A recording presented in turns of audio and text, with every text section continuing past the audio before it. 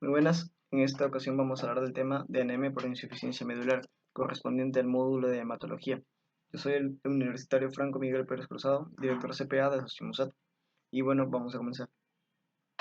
Para hablar de anemia por insuficiencia medular, primero tenemos que definir qué es la insuficiencia medular.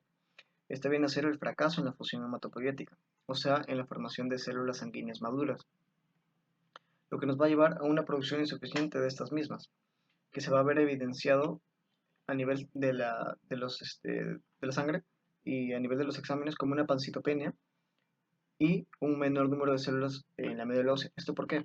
Pues como sabemos, la hematopoiesis corresponde a una serie de pasos. Entonces, si tenemos una alteración en esta y una producción insuficiente de las células sanguíneas, y recordando que la hematopoiesis se da a nivel de médula ósea y primero las células van a estar en médula ósea, entonces si hay una producción insuficiente de estas, vamos a tener un número reducido de las células que podemos encontrar en la médula ósea.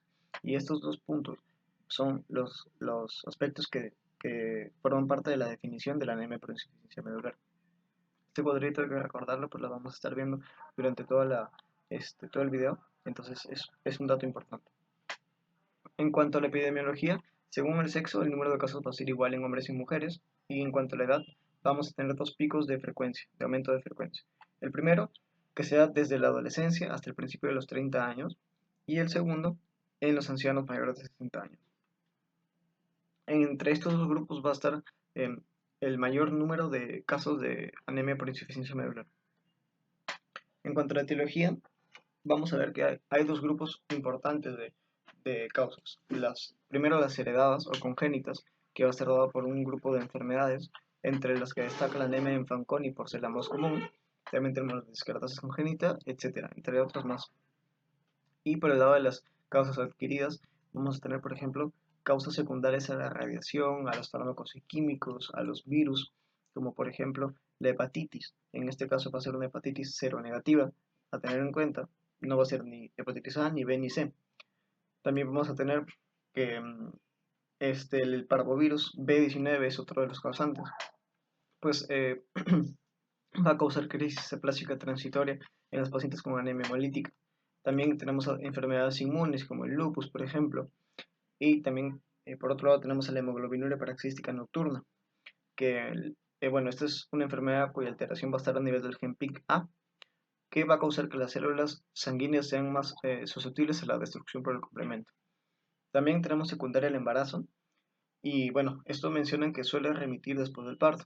Y finalmente las causas idiopáticas, que está resaltada acá, que es la causante del mayor número de, de casos de anemia por insuficiencia medular, es la causa más frecuente, por eso está resaltada acá. Entonces, una vez hablado de la etiología, vamos a hablar un poco de lo que es la fisiopatología. Es importante saber qué estructura está alterada, que en este caso es la médula ósea, y la función, la hematopoiesis. Esta función, esta estructura va a estar alterada por diferentes mecanismos, que son los genéticos, los autoinmunes y los tóxicos. En cuanto a los mecanismos genéticos, vamos a tener que hay distintas enfermedades, como por ejemplo la anemia de Fanconi, que ya la había mencionado, que es la principal representante por ser la más común de este grupo, va a tener alteraciones a nivel del gen FANCA, por ejemplo, y la diskeratosis congénita, por otro lado, alteración a nivel de los genes del complemento de reparación de los telómeros. Entonces, esas enfermedades van a tener mutaciones que van a ser susceptibles a la destrucción a estas células de la médula ósea. Por el lado de los mecanismos autoinmunes, tenemos que los linfocitos T van a atacar a las células de la médula ósea mediante la liberación de citocinas como el interferón gamma y el factor de necrosis tumoral alfa.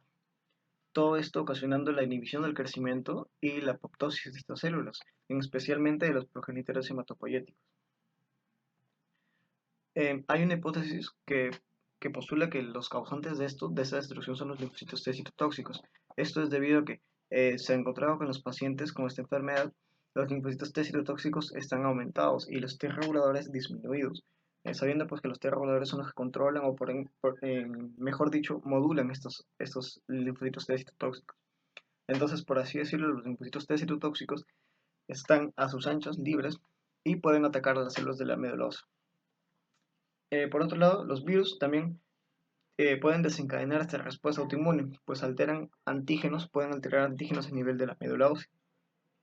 Entonces, estos antígenos alterados son reconocidos como elementos extraños por los linfocitos, y estos, a través de la liberación de citocinas, atacan a estas células destruyéndolas. Finalmente tenemos los mecanismos tóxicos, como la radiación, como los fármacos y como los químicos. Los fármacos pudiendo causar daño a través de una dosis dependiente o una reacción idiosincrática. Y los químicos, los más importantes, tenemos a los solventes, insecticidas y pesticidas. Todos ellos van a causar un daño directo sobre estas células y generando su posterior destrucción y daño. Entonces, sabiendo estos mecanismos, vamos a saber que el resultado final va a ser la pérdida de los progenitores hematopoyéticos. Esos que van a ser las células iniciales, o una de las células del inicio del proceso de la formación de las células sanguíneas maduras. Entonces eso nos llega a una insuficiencia medular, que ya hemos hablado que es, y finalmente a su expresión, que es la pasientopenia, y el menor número de células de médula ósea, que es la anemia por insuficiencia medular propiamente dicha. En cuanto al cuadro clínico, este va a estar dominado por el síndrome de insuficiencia medular, que se va a expresar a través de tres entidades, como es la anemia, la leucopenia y la trombopenia. En cuanto a la anemia, esta va a estar típicamente evidenciada como los mareos, a nivel de piel como palidez, piel y mucosas como palidez, el cansancio y la disnea de esfuerzo. En cuanto a la leucopenia, vamos a ver que los pacientes van a tener infecciones graves, como son neumonías e infecciones del tracto urinario, sepsis, etc. Sin embargo, estas no van a ser la forma más frecuente de presentación en estos pacientes. Además, vamos a encontrar el dato de neutropenia, pero eso lo vamos a ver más adelante en el diagnóstico. En cuanto a la trombopenia, esta se va a expresar como la tendencia de hemorragias mucocutáneas. Por eso vamos a encontrar petequias, púrpuras, equimosis, epistaxis, etc. Y cabe decir que es el síntoma temprano más frecuente para tener en cuenta. Luego, por este lado he puesto algo que quería hacerles recordar, que lo suelen preguntar y debemos saber, que es la diferencia entre una petequia y una púrpura. La petequia va a ser aquella alteración menor a 5 milímetros. Recuerden que el punto de corte va a ser 5 milímetros. 5 milímetros, y la púrpura mayor a 5 milímetros. Otra característica de esta enfermedad es que el cuadro clínico se va a limitar al sistema hematológico. Los síntomas van a ser específicos del sistema hematológico. Entonces, para tenerlo en cuenta y para saber. Por otro lado, no vamos a encontrar, por ejemplo, hepatomegalias, esplenomegalias o linfadenopatías o adenopatías. En el caso de que nosotros encontremos alguna de estas alteraciones, lo que tenemos que pensar es en otro diagnóstico, pues estos no suelen estar dentro del cuadro clínico de la anemia por insuficiencia medular. Finalmente, en el caso que nosotros nos encontramos con estas alteraciones, por ejemplo, unas púrpuras a nivel de cavidad oral, púrpuras o petequias a nivel de cavidad oral, o una hemorragia de fondo de ojo, lo que tenemos que pensar es que hay peligro de hemorragia del sistema nervioso central y tenemos que hacer una atención rápida al paciente. O sea, hay que tener muy en cuenta estos datos, que bien para estar alertas y poder tratar hacer el diagnóstico y tratar al paciente de la mejor manera y rápido. En cuanto al diagnóstico, tenemos pues que recordar acá la definición de la anemia por insuficiencia medular, ¿no? Recordemos que se evidenciaba como la pancitopenia y el menor número de células de la médula ósea, que para este caso lo vamos a mencionar como una médula ósea hipocelular, ¿no? Significa lo mismo. Entonces, ¿cómo podemos nosotros evidenciar estos dos datos? Por el lado de la pancitopenia, vamos a evidenciarlo con un hemograma, ¿no? Un hemograma con el conteo de las 3 líneas, además de los valores corpusculares y el conteo de reticulocitos, por ejemplo, ¿no? Todo un hemograma completo. En el hemograma, en la parte de los glóbulos rojos, vamos a encontrar una anemia normocítica normocrómica, y que a veces puede ser macrocítica, además de reticulocitos disminuidos. Esto se da, pues como habíamos mencionado, que hay una alteración en la hematopoiesis y los reticulocitos son formas inmaduras de glóbulos rojos. Si los glóbulos rojos están disminuidos, eso quiere decir que también los reticulocitos, y así con toda la cadena. En cuanto a los glóbulos blancos, les había mencionado el dato de la neutropenia, ¿no? Entonces acá ya en el hemograma nosotros vamos a encontrar los neutrófilos disminuidos en un número menor a 1500. Y finalmente las plaquetas vamos a tenerlas en un número menor a 50.000. Todo esto en el hemograma del criterio para poder hablar de anemia por insuficiencia medular es que van a ser 2 o más citopenias, ¿no? Importante recordar eso. Por el otro lado, ¿cómo vamos nosotros a evidenciar la medulosa hipocelular, perdón? Esto lo vamos a evidenciar a través de un aspirado y una biopsia de médula ósea, perdón. Tienen que ser los dos, no puede ser solamente el aspirado. ¿Y esto por qué? Con esta imagen que hay acá se los voy a explicar. Bueno, ¿qué pasa, por ejemplo, si nosotros tomamos, ¿qué es el aspirado? El aspirado de médula ósea lo que nos va a ayudar es ver una pequeña parte de esta médula ósea, ¿no? O sea, por ejemplo, un punto, ya sea acá, acá o acá. Mientras que la biopsia médula ósea nos da una vista panorámica, por así decirlo, una vista más amplia. ¿Qué pasa si nosotros hacemos un aspirado de médula ósea acá, donde vemos un cúmulo de células hematopoyéticas? Pues nos va a salir que el paciente está normal. Y entonces vamos a hacer un diagnóstico mal. Por eso es que se piden los dos, el aspirado y la biopsia de médula ósea, porque la biopsia nos permite ver todo, o una visión más amplia. Entonces, ¿qué vamos a encontrar en el aspirado de la biopsia de médula ósea? ¿Qué deberíamos encontrar? Es un porcentaje menor al 25% de células hematopoyéticas, además de una ausencia de un infiltrado normal o fibrosis. O sea, esta reducción no se debe de dar porque hay un infiltrado o una fibrosis, ¿no? Y bueno, para mostrarles cómo es una médula ósea normal es esta. Miren, está llena de células, como pueden ver, y miren lo que tenemos acá. Miren, es muy distinto. Y bueno, acá cabe para mencionarles la imagen. Tenemos pues que esta, como debería ser, es como yo les he mostrado, y miren cómo tenemos acá. La mayor parte de la biopsia es con zonas blancas o amarillescas, ¿no?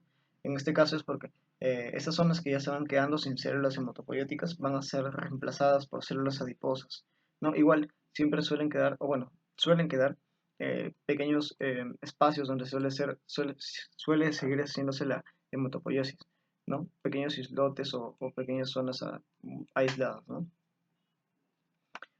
Bueno, entonces, finalmente, para terminar con el diagnóstico, es que debemos encontrar estos datos en ausencia de otra causa que justifique el cuadro. Entonces, para repasar, tenemos que el diagnóstico se da por una pancitopenia y una medulosis hipocelular. La pancitopenia evidenciada con un hemograma, y este hemograma tiene que tener 2 o más citopenias. Y por el lado de la médula ósea, tenemos que hacer un aspirado y biopsia de médula ósea con los datos que ya les he mencionado. Todo esto en ausencia de otra causa que justifique el cuadro. Bueno, ya para terminar, en cuanto al artículo de investigación, yo he encontrado un reporte de caso clínico muy interesante sobre el anemia por insuficiencia medular o aplásica durante el embarazo.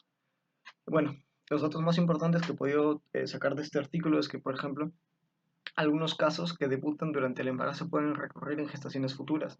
Es por eso que es importante detectarla para estar al tanto y tener pues ya el antecedente de que este paciente puede tener otra vez esta entidad en una próxima gestación y estar preparado. En cuanto a la mortalidad, va desde un 20% hasta el 60%, o sea, puede llegar a ser alta. Sin embargo, el resultado perinatal es generalmente bueno, como les había mencionado, la alteración suele desaparecer después del parto. El mayor riesgo que tienen las pacientes es el de hemorragia e infección durante el embarazo, ¿no? Mientras tienen esta entidad.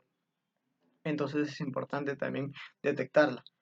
Eh, y bueno, este artículo también nos brinda una hipótesis de por qué podría darse esta alteración durante el embarazo. Y pues mencionan que puede ser por un desequilibrio en los niveles de lactógeno placentario y estrógeno. Estas son dos hormonas que son secretadas durante el embarazo, el lactógeno placentario estimulando la hematopoiesis y los estrógenos inhibiéndolo. Entonces un desequilibrio entre estos dos puede llegar a darnos la anemia por insuficiencia medular. Finalmente, la terapia de elección en la mujer no gestante es el trasplante de médula ósea. Sin embargo, esto no se hace en las pacientes gestantes debido a la gran inmunosupresión a la que se someterían. Entonces, pues nos llevaría a múltiples complicaciones.